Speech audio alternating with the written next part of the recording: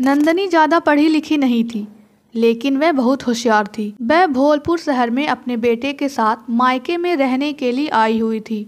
राजू चलो अब ज़्यादा मत दौड़ाओ, मैं बहुत थक गई हूँ। चलो एक निवाला और खा लो। नंदनी बिटिया, तू जितना बोलेगी खाने के लिए यह उतना ही तुझे परेशान करेगा। क्या करूँ माँ, सारा दिन इसके पीछे खाने के लिए नहीं दौड़ूंगी तो ये खाना भी नहीं खाएगा। रुको माँ, मेरा फ़ोन बज रहा है।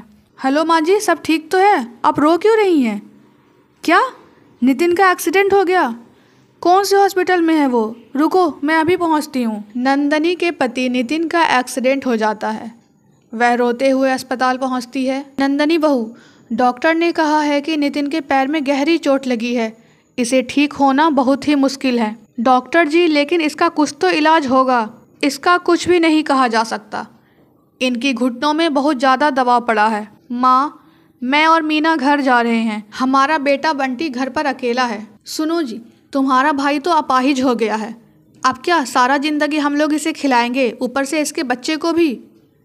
अब तुम मेहनत करोगे और वो मुफ्त की रोटियां तोड़ते रहेंगे? अरे मीना, अब तुम देखती जाओ, इन्हें घर तो आने दो, मैं सारा किस्सा ही खत्म कर दूंगा। तुमने मुझे इतना बेवकूफ़ समझा है क्या? मैंने सब सोच लिया है मुझे क्या करना है। शाम को नितिन और सारे लोग घर आते हैं। माँ, मुझे नहीं लगता कि नितिन अब काम पर जा पाएगा और ना चल पाएगा। देखो ना, मेरा भी परिवार है, मेरे भी बच्चे हैं, मैं कब तक इसे पालता रहूँगा? सुरेश, तू कहना क्या चाहता है? साफ साफ बोल। माँ, अब हम दोनों भाइयों को अलग अलग हो जाना चाहिए। वैसे भी तो हम किराए के घर में रहते हैं और हमारा दुकान भी किराए का है। कब तक मैं किराया भी भरता रहूँगा और उनके पेट भी भरता रहूँगा? नितिन, तू अपने लिए दूसरा घर ढूंढ ले। सुरेश, तुझे जरा सी शर्म नहीं आती? अपने छोटे भाई की मजबूरी का फ़ायदा उठा रहा है। एक तो उसे ज़िंदगी ने अपाहिज बना दिया, ऊपर से तू उसे हर तरफ से लाचार कर रहा है। माँ जी, आप तो गनीमत मानो कि हम आपको नहीं निकाल रहे हैं घर से, वरना आप तो जानती ही हैं। तू क्या निकालेगी मुझे घर से? मैं खुद अपने बच्चों के साथ चली जाऊंगी। सुरेश, तू अपने बड़े भाई होने पर कलंक है। नंदनी अपने परिवार के साथ अपनी माँ के घर चली आती है। बेटी तू चिंता मत कर, तू यहीं रह मेरे साथ। नहीं माँ, मैं आपके परिवार पर बोझ नहीं बनना चाहती। तुम भैया और भाभी के साथ रहती हो, मैं नहीं चाहती कि मेरी वजह से झगड़ा हो। बस आसपास में ही किराए पर घर दिलवा दो, मैं वहीं रह लूँगी। नंदनी 1200 रुपये का एक घर किराए पर ले लेती है, लेकिन नंदनी सोच में थी कि वह हर महीने किराया लाएगी कहाँ से।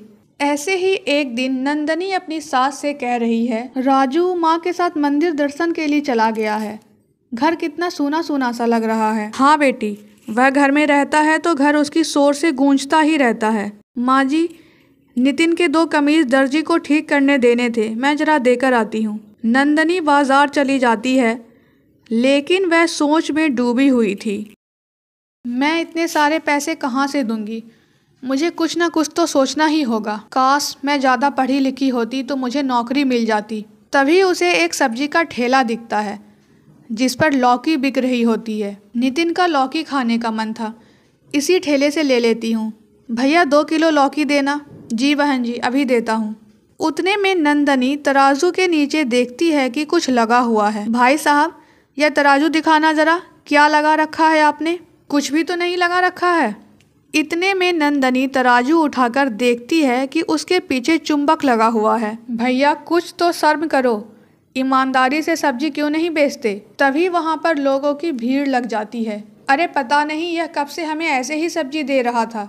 तभी वहाँ पर एक आदमी आता है जिसे देखकर सारे सब्जी वाले झुककर नमस्ते करते हैं। क्या हुआ, यहाँ पर इतना शोर क्यों हो रहा है? ये सब्जी वाला चुंबक लगाकर सब्जी बेचता है। तेरी हिम्मत कैसे हुई हरिया, तू मेरे इलाके में ठेला लगाता है और बेईमानी से सब्जी बेचता है? मैं चाहूँ तो अभी तुझे यहाँ से निकाल दूँ। माफ़ कर दीजिए राजन सेठ, मेरे छोटे छोटे बच्चे हैं, मेरे कमाने का जरिया ख़त्म हो जाएगा तो मैं क्या करूँगा? रहने दीजिए भाई साहब, इसे इसकी गलती का एहसास हो गया है। मैं जानती हूँ कि परिवार का दुख क्या होता है। ये सभी बातें करते करते नंदनी की आंखें भर आती है। तभी नंदनी को चक्कर आने लगता है। सज्जन सेठ नंदनी को अस्पताल लेकर जाते हैं। नंदनी सज्जन सेठ को अपने घर का पता रास्ते में ही बता देती है। सज्जन सेठ नंदनी की सास को बुला लेता है। सज्जन सेठ को पता चलता है कि उसका पति अपाहिज हो चुका है और वह चल फिर नहीं सकता, और वह यह भी देखता है कि नंदनी बहुत मजबूरी से गुजर रही है। सज्जन सेठ, आपने मेरा बड़े भाई के जैसा ख्याल रखा है।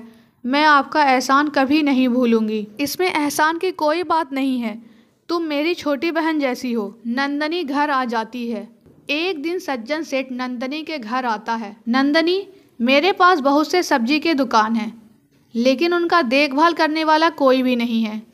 मैं चाहता हूँ कि उसका ख्याल तुम रखो, और तुम्हारे अलावा कोई भी इस काम को अच्छे से नहीं कर सकता। माँ जी देखो, ऊपर वाला ने हमें सज्जन सेठ के रूप में बड़ा भाई दिया है। उनकी आंखों में खुशी के आंसू आ जाते हैं। अब से नंदनी कड़ी मेहनत से सारे सब्जी की दुकानों का हिसाब रखती है, और अब से नंदनी बाजार का सारा काम संभालने लगी। इससे सज्जन सेठ को भी बहुत आराम और फायदा हो रहा था।